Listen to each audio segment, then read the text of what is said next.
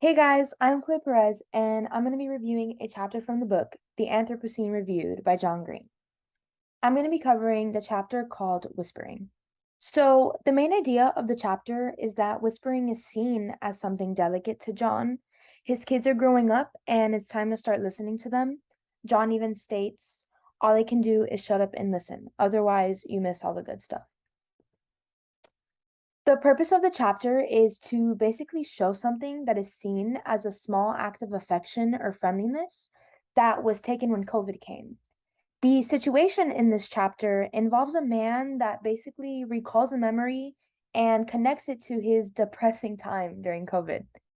This is the breakdown of how I'm going to be analyzing the chapter. So the first section is paragraphs 1 and 2.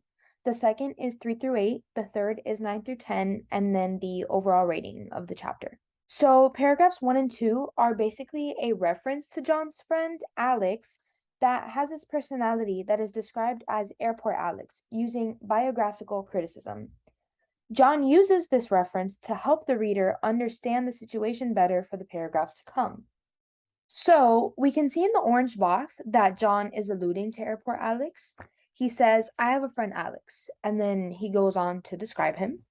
That section is basically an exposition to describe how John is an Airport Alex himself. Then we have the pink boxes. Alex will become visibly stressed and say things like, we've got to get a move on. Alex's wife, Linda, calls this Airport Alex. I'm always Airport Alex. The boxes in pink basically make the connection between John and Airport Alex, and we see in the later sentences how being an Airport Alex ultimately affects him. He states, I cannot stop worrying that the kids might be late for school, that the restaurant might cancel our reservation, that my psychiatrist will fire me for tardiness, and so on. So, paragraphs 3 through 8 are where John actually recalls the memory and describes the situation. It was a random day before John had to take his daughter to school, and they were in a mega rush when all of a sudden she stops time to whisper into his ear. John appreciated the fact that his daughter was able to get him to feel gratitude in a moment of haste. He then takes the time in this section to recognize that whispers are something more intimate and meaningful. So here, I basically highlighted this entire section blue because the whole thing is showing how John can be seen as an Airport Alex. John has a flashback to that moment, and he also uses foil to highlight the difference between Airport Alex and his daughter. Foil is when you highlight particular qualities of a character by contrasting two characters. The highlighted boxes in pink use imagery to make the situation more dramatic and intense. He states, the worry was a rising river swelling against its banks. And then he says, my daughter cautiously nibbled at the corner of the toast, like a mouse wary of poisoning. The underlined section in pink shows more of a bittersweet moment as a father. John states, and even though we were alone in the house, she whispered to me. I had no idea she could whisper, or even that she knew what secrets were. We can see here that John begins to realize that his daughter is growing up and that she's beginning to learn things on her own. The highlighted portion in blue is seen as a juxtaposition to the idea of Airport Alex. It says, it was reminding me that we were okay, that I didn't need to be Airport Alex. Being busy is a way of being loud, and what my daughter needed was quiet space for her small voice to be heard.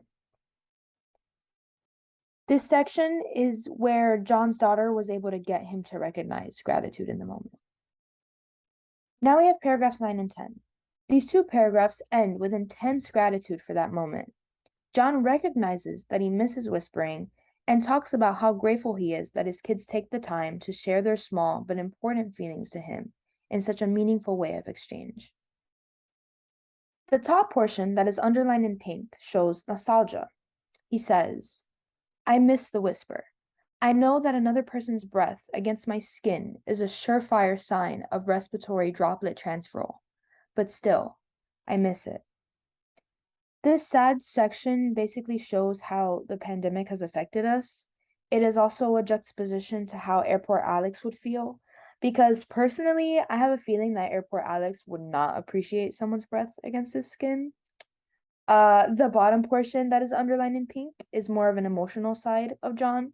Even though the beginning was emotional, I feel like this one's just a little more emotional. So it says, it takes courage even to whisper those fears, and I'm so grateful when they trust me with them, even if I don't know quite how to answer. When I was a kid, I thought being a parent meant knowing what to say and how to say it, but I have no idea what to say or how to say it. All I can do is shut up and listen. Otherwise, you miss all the good stuff. I think that John is trying to connect his audience with more personal appeals. The last portion when he talks about what he thought being a parent would be like as a kid can also be seen as an aphorism. Lastly, we have the rating. So John gave this chapter an overall score of 4, and personally, I think I would give Whispering a 4 too. I think John gave this chapter a 4 just because whispering is a simple but clearly meaningful topic to him. And he must have been sad while writing about missing whispering during the pandemic. I also missed whispering during the pandemic, so I relate to John. Thank you. I hope you enjoyed my first ever video essay. This is definitely something new, but I really enjoyed it.